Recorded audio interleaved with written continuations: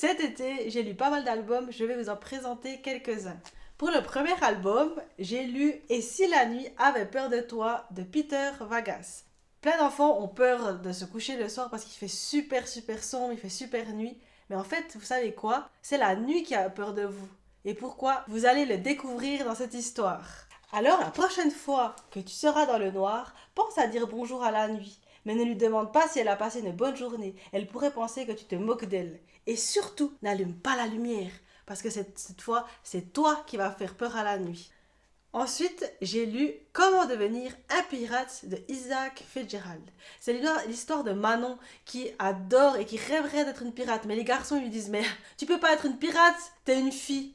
Alors vous aussi, vous pensez qu'une fille ne peut pas devenir une pirate? Moi, je pense pas.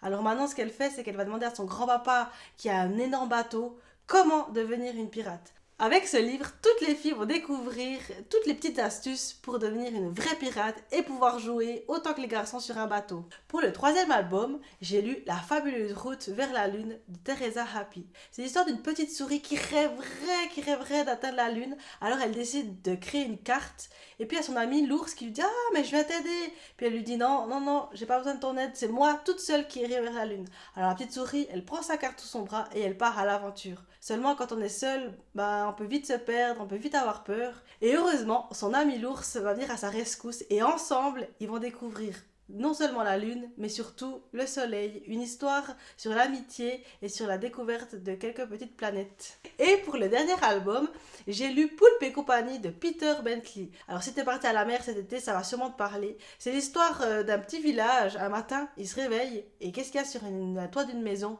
Un énorme poulpe. Alors les gens, ils sont pas très contents d'avoir ça. Mais finalement, le poulpe, il sert à pas mal de choses. À déblayer la neige, à ramasser les feuilles mortes en automne. Et du coup, petit à petit, le village adopte ce poulpe. Ce livre, c'est pour toutes les personnes qui accueillent de nouvelles personnes dans leur vie ou dans leur quotidien.